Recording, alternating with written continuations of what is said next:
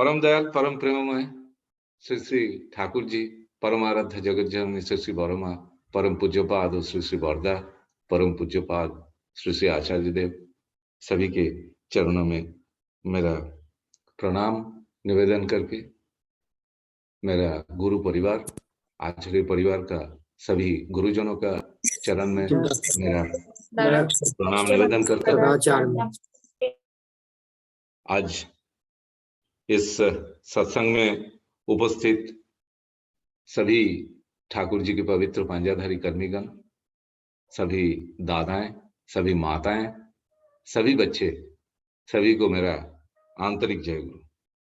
दादा आवाज तो ठीक है ना? आवाज आ रहा है ना? जी, काफी सुंदर आवाज है जी दादा, थैंक यू। तो आज इस दरभंगा सत्संग में आप सब लोगों के बीच में होने का मेरे को सौभाग्य मिला, इसलिए मैं आप लोगों का आभारी हूं कि आप लोगों ने आप लोगों के बीच में मेरे को आने का आज मौका दिया है। ठाकुर जी का बातें कहना ये तो मनुष्यों का जो है वश में नहीं है। हम इतना ज्ञानी नहीं है, इतना बुद्धि नहीं है हमारा कि हम ठाकुर जी का बातें कह पाए, लेकिन जीवन में उनको लेकर के चलते चलते थोड़ा बहुत अनुभूति जो होता है वही बातें मैं शेयर कर सकता हूँ। मैं कोई वक्ता नहीं हूँ, मैं कोई ज्यादा इतना अच्छा बोल भी नहीं सकता हूँ इतना समझा के।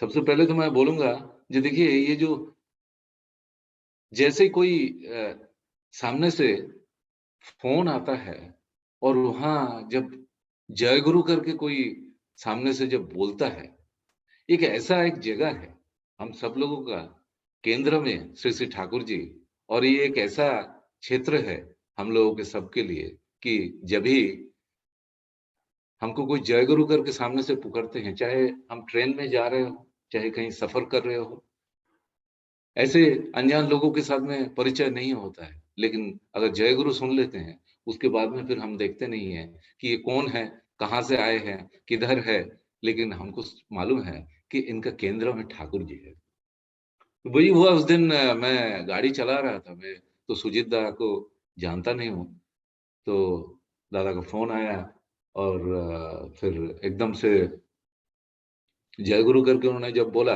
और फिर जब उन्होंने वो टाइमिंग समय का जब बताया तो मुझे बड़ा दुख हो रहा था। मैं बोला कि दादा ऐसा ऐसा है, ये टाइमिंग का है, आप लोगों को सूट करेगा कि नहीं करेगा। पर मैं मन ही मन में सोच रहा था कैसे भी करके मैं ज्वाइन हो पाऊं वहां पे जा करके, क्योंकि ये ठाकुर जी का काम है। आज पैंडेमिक के दौरान हम लोग सब घर में बंद है, हम लोग बहुत ज्यादा कुछ कर नहीं पाते हैं, लोगों के साथ में बहुत ज्यादा मिल नहीं पाते हैं, मिलने से भी बहुत सोच समझ के देख के मिलना पड़ता है।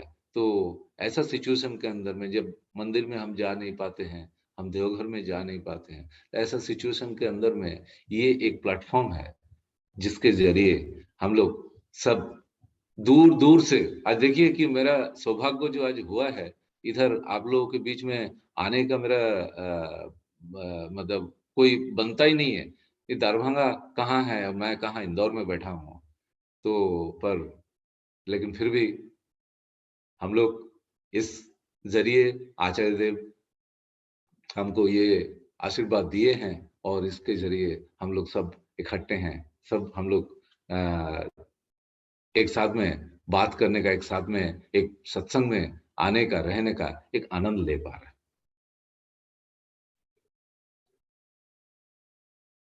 ठाकुर जी के प्रति प्यार, क्योंकि वो तो हम सबको प्यार करते ही हैं, लेकिन मेरा जो प्यार है वो उनके प्रति रहना चाहिए, और उनके प्रति रहने से ही जो है बाकी सबके प्रति जो प्यार है, बाकी सब चीजों के प्रति जो हमारा जो प्यार है वो अपने आप ग्रो करता है, वो हमारे अंदर में बन जाता है। वही श्री श्री बोरदा बोलते थे, you are for the lord and not for others, you are for the lord and so for others.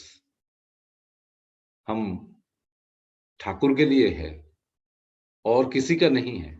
अगर ये भाव आ जाता है, अगर उनके साथ में मैं अगर एकात्म होने का मेरा सौभाग्य होता है, तो ऑटोमेटिकली मेरे को दिखता है कि जो बाकी जो लोग हैं, वो बाकी लोगों के साथ में भी मेरा जो कनेक्शन है, वो कनेक्शन ऑटोमेटिकली बन जाता है।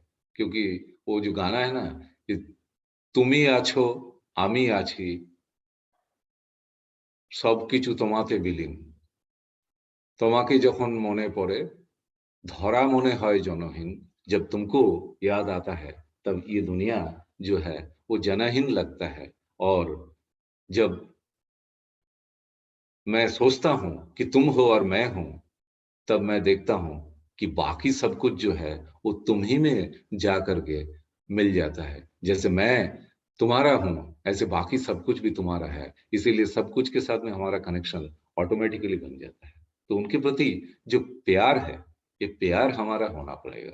ठाकुर जी का एक वाणी है, वाणी बांग्ला में मैं बोलता हूँ, बोल के मैं हिंदी में उसका ये करता हूँ कि ঈশ্বর তোরে ভালোবাসেন, স্বার্থ তাতে কি, তুই ভালো না বাসলে তারে, সবই ছায়ে ঘি। ईश्वर तुमको प्यार करते हैं। ईश्वर हम सबको ये मानव जन्म दिया है। हमको हमारा जो योग्यता है, योग्यता का हिसाब से हमको योग्यता दान की प्रदान की है, और उसका हिसाब से हम जीवन में कुछ ना कुछ कर रहे हैं।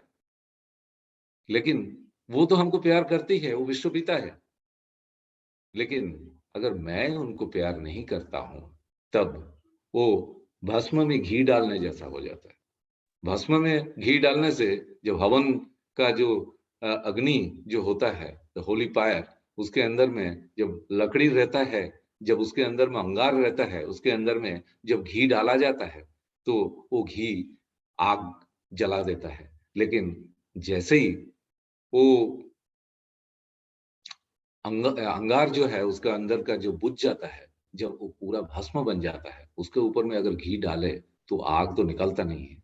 तो बात वही है कि हमारे अंदर में अगर प्यार का जो अंगार है, वो भी जो ईश्वर के प्रति जो प्रेम है, जो मेरा जीवंत गुरु है, उनके प्रति जो मेरा प्रेम है, वो प्रेम जब तक मेरे अंदर में जागृत नहीं हो, तब तक जो है हम अपने आप को चीटिंग करेंगे। अपने आप के साथ में हम जो है, ठाकुर जी बोलते हैं कि फांकी फांकी देना। फांकी देने का मतलब है कि अपने आप को ठगना। अपने आप को मैं अपने आप के साथ में मैं चीटिंग करता हूँ, और कुछ नहीं बनता है जीवन में, उसका मकसद कुछ भी नहीं बनता है। ठाकुर जी बोले तुम जिसको सत चालक के रूप में मनोनीत किए हो, उनके पास में हृदय का कोई भी बात गोपन मत करो, छुपाओ मत उनके सामने। क्योंकि उनको तुम तुम्हारे जीवन का चालक, उनको तुम मनोनीत किए हो, तुम सोचा है कि उनको वही मेरा जीवन को आगे बढ़ा के लेके जाएंगे। तो उनके सामने अगर जो गोपन करोगे, गोपन करने से उनको अविश्वास करना हो जाता है।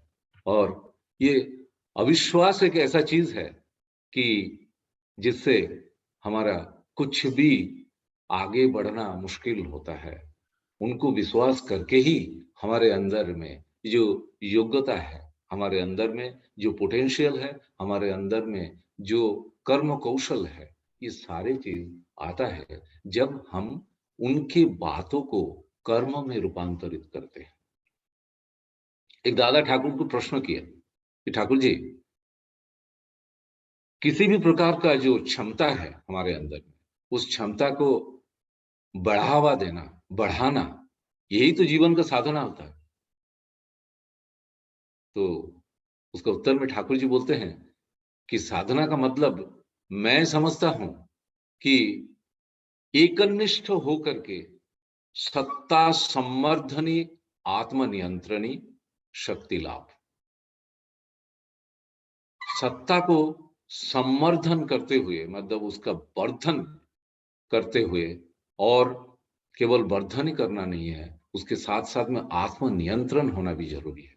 क्योंकि क्या होता है कि वो अगर आत्मनियंत्रण नहीं होता है, तो वो जो जो शक्ति मैंने लाभ किया है, उसको मैं गलत तरीका से यूज करूंगा। और फिर ठाकुर जी बोले कि उसको यूज कहाँ करना है?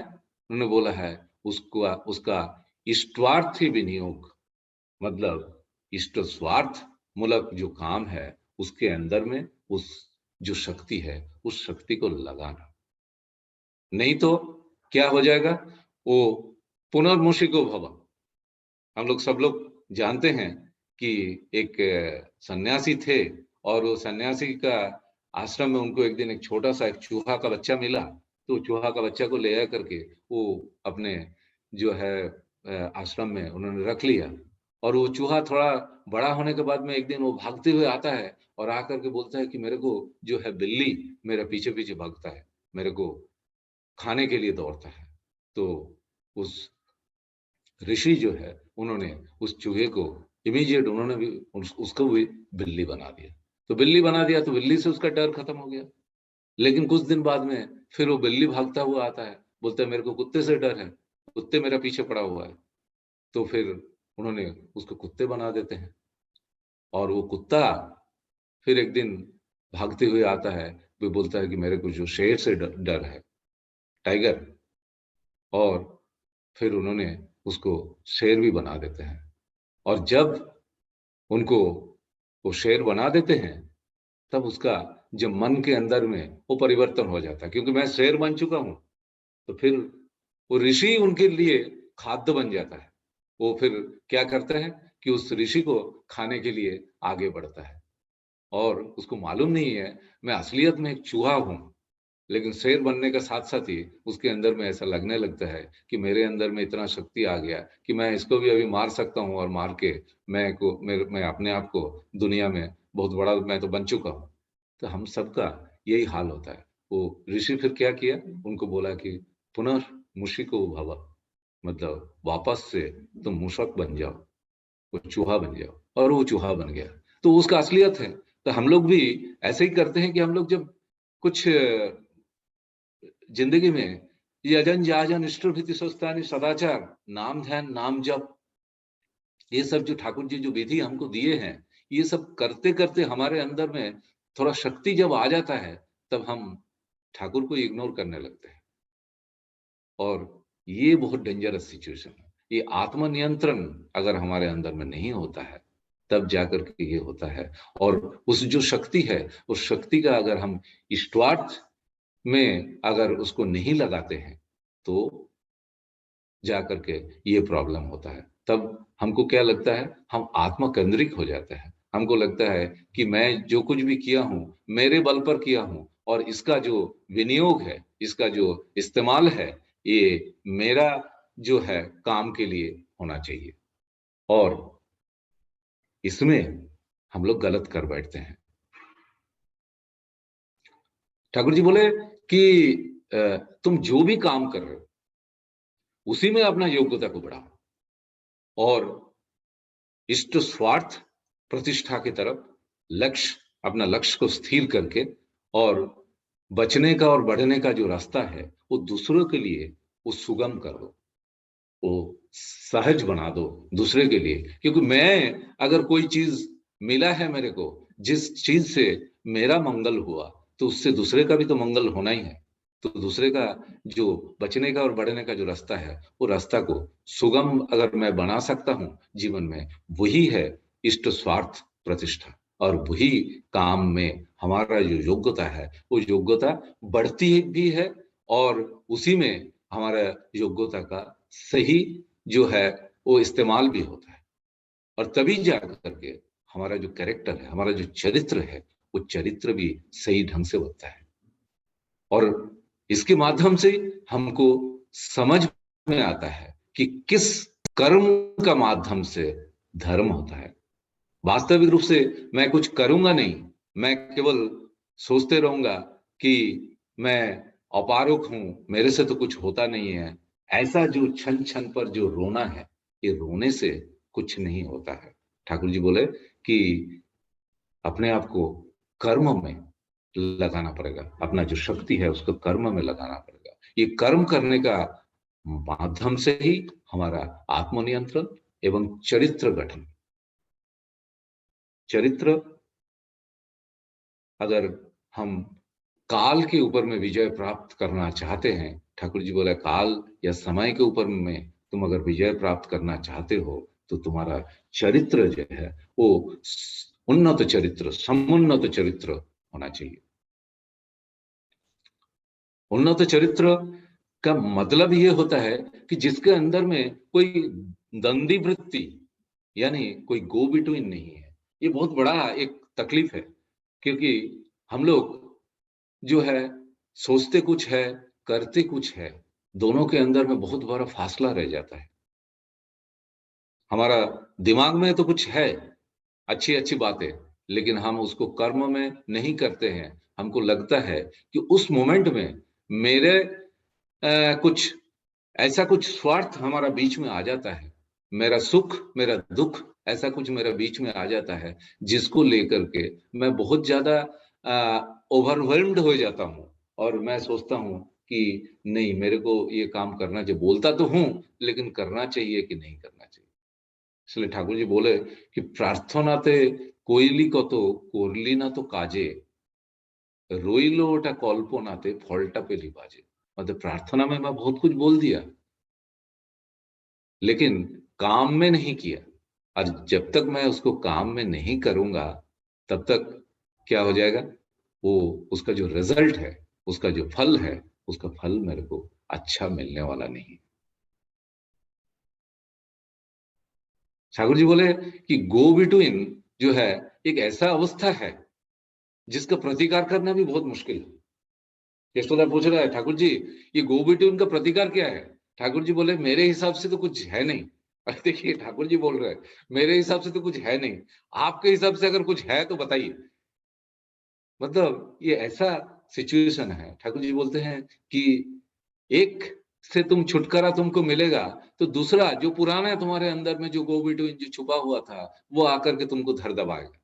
ऐसा एक सिचुएशन है। लेकिन मन के अंदर में विश्वास चाहिए। अगर उनके प्रति मेरा विश्वास रहता है तो मेरे अंदर में जो आत्मविश्वास है वो आत्मविश्वास भी बढ़ जाता है। कैसा?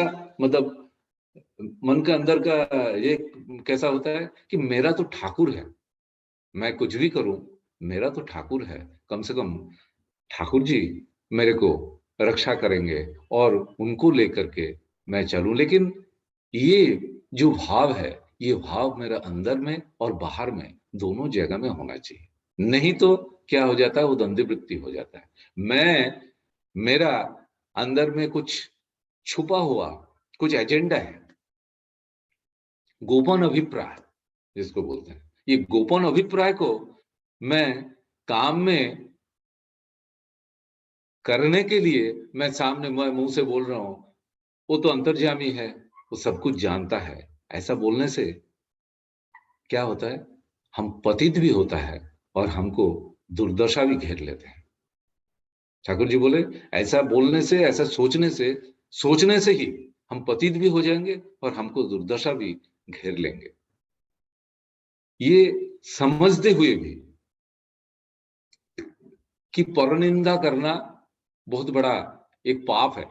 ठाकुर जी बोले हैं कि लोगों के अंदर में जो अच्छाई है वो देखने का कोशिश करो। तुम्हारा नजर अगर दूसरे का अच्छाई नहीं देख सकते तो कम से कम तुम्हारा तुम बातों से उसको एक्सप्रेस मत करो। लोगों को लोगों का अच्छाई देखने का कोशिश, ये भी एक साधना है।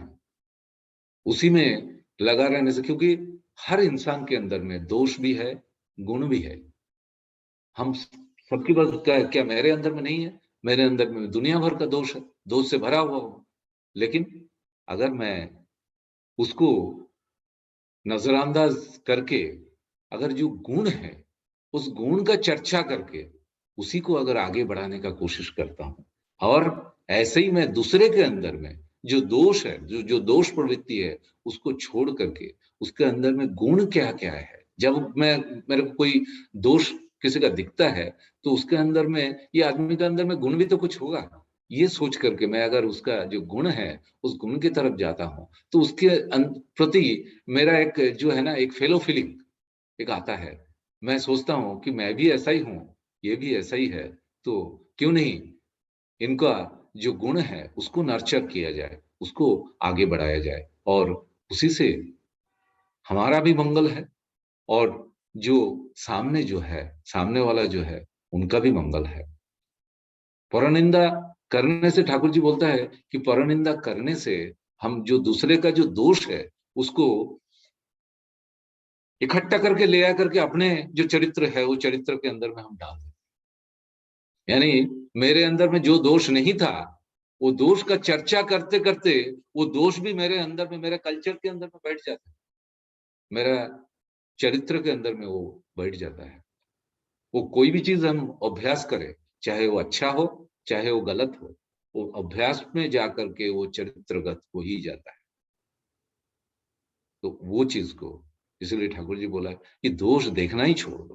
तो ये जानते हुए भी हम लोग करते हैं, हम लोग सोचते हैं कि हमको कोई नहीं देख रहा है।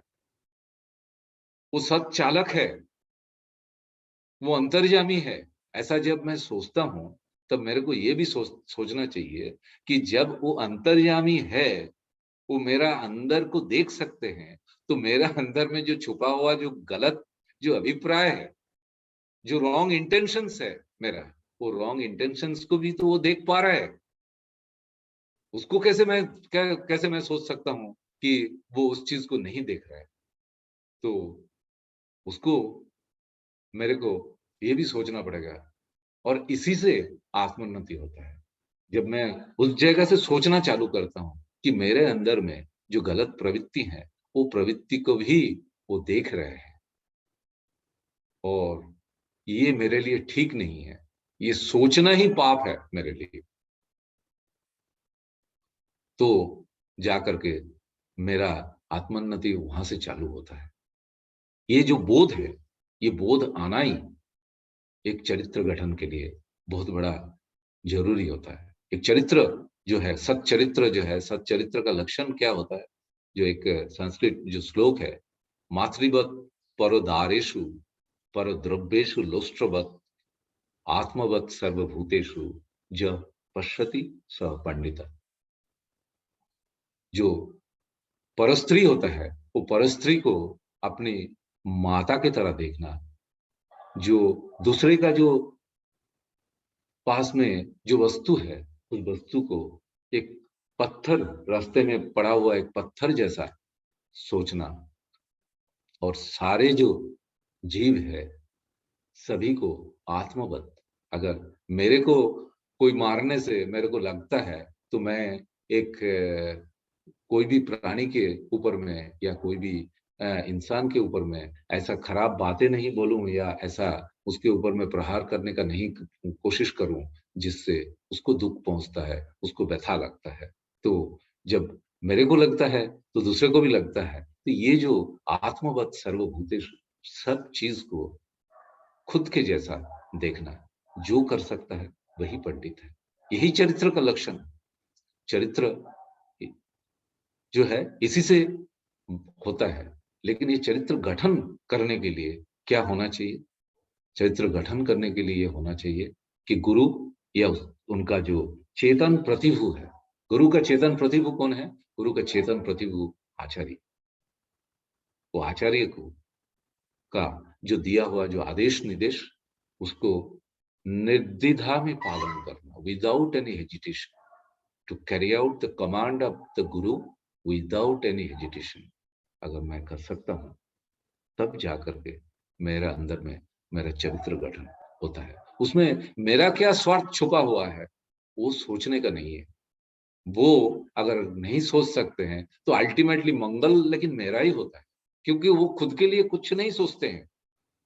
वो जो भी करवा रहे हैं हमसे, वो हमारा जो भविष्य है, वो भविष्य को देख के, वो भविष्य दृष्टा है, वो देख करके उसके अंदर में जो छुपा हुआ जो प्रॉब्लम्स है, वो प्रॉब्लम्स को देखते, उस प्रॉब्लम्स को मैं कैसे ओवरकम कर सकता हूँ, उसके हिसाब से ही हमको कोई ना कोई विधान दे रहा है, कोई ना कोई हमको दायित्व तो दे रहे हैं। और उस दायित्व को पालन करने का माध्यम से ही मेरा योग्यता ऐसा बढ़ जाएगा कि उस योग्यता के माध्यम से वो जो फ्यूचर जो हडल, फ्यूचर जो प्रॉब्लम जो मेरे सामने आने वाला है, उसको मैं क्रॉस कर जाऊंगा इजीली।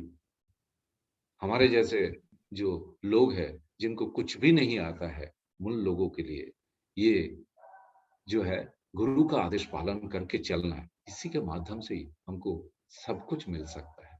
आप सत्संग के अंदर में जुड़े हुए बहुत ज़्यादा लोगों को देखे हैं, जो पूरे ज़िंदगी ये ठाकुर जी का काम पे लगे हुए हैं और वही वो करते जाते हैं और उनमें उनको ज़रा-सा भी कभी भी कोई तकलीफ महसूस ही नहीं होता है। उनको ऐसा लगता है कि उनका आदेश मिलने से उनको बड़ा आनंद होता है। उनका आदेश नहीं मिलने से भी वो राम भक्त हनुमान जैसा उनके साथ में वो लगे हुए रहते हैं। उन्होंने अगर कुछ डाँट भी दिया तो उसमें उनका मान बढ़ जाता है। इसलिए ठाकुर जी बोला कि स्वार्थपरता ये जो है, ये स्वाधीनता नहीं है। This is not independence. स्वार्थपरता का आत्मस्वार्थ प्रतिष्ठा, ये जो आत्मस्वार्थ प्रतिष्ठा को छोड़ करके हमको इष्ट स्वार्थ प्रतिष्ठा की तरफ जाना चाहिए। नहीं तो ये स्वाधीनता का, इंडिपेंडेंस का अंतराय है। ठाकुर जी बोला इसका इसका विपरीत है एक्चुअली। इससे क्या हो जाता है, हम आत्म केंद्रित हो करके हम हमारे अंदर में और मतलब एक जगह में जाकर के हम बांध जाते हैं। उसके बाद में हमारा हमारे लिए और खुला हुआ कुछ भी नहीं रहता। इसलिए एक ही रास्ता है। उन्होंने बोला, তুমি যত লোকের সেবা করবে ততই তার যথাসর্বস্বের অধিকারী হবে। जितना लोगों को तुम सेवा दोगे, उस सेवा के माध्यम से ही तुमको उनका जो प्यार है, वो प्यार तुमको मिल जाएगा, उनका विश्वास तुम जीत लोगे और यही कार्यकुशल का चिन्ह है। यही हमारा चरित्र होना चाहिए। वृथा आडंबर युक्त चिंता या उत्तेजित मस्तिष्क, अननेसेसरी सोचना, अननेसेसरी स्ट्रेस लेना, ऐसा हो जाएगा, मतलब एक फ्यूचर को ऐसा सोच करके बहुत कुछ हम स्टोरी बना लेते हैं हमारे मन ही मन के अंदर में। ये बहुत ही गलत चीज है। इससे सिद्धि मिलती नहीं है। ठाकुर जी बोला ये दोनों ही जो है, उत्तेजित मस्तिष्क किंवा वृथा आडंबर युक्त चिंता, ये दोनों जो चीज है, दोनों चीज असिद्धि का लक्षण है। इससे असिद्धि ही मिलती है हमको। इसीलिए ठाकुर जी बोले, दुख या तो सुख, अगर कोई भी तुम्हारा अगर गतिरोध नहीं करता है, तुम्हारा रास्ता रोक करके अगर खड़ा नहीं हो जाता है, तुम्हारा दुख या तुम्हारा सुख, जो हमारा जो आत्म सुख या आत्म दुख जिसको हम जिसके लिए हम बहुत ज्यादा मरते हैं, बोला ये अगर तुम्हारा गतिरोध नहीं करता है, तुम अगर इष्ट स्वार्थी काम में अगर लगे हुए रहते हो, तो तुम एक दिन गंतव्य जो है उसमें पहुंचोगे ही पहुंचोगे। जय गुरु दादा। मुझे लगता है कि मैं बहुत ज्यादा समय ले लिया। मैं जितना जानता हूं उसका हिसाब से मैंने कोशिश किया आप लोगों के सामने कुछ बोलने का, पर बोल के मुझे बहुत आनंद आया और आप लोगों के बीच में आकर के मुझे बहुत आनंद मिला। मैं परम दयाल के रातुल चरणों में आप सबकी और एक बार मंगल कामना करता हूं। जय गुरु।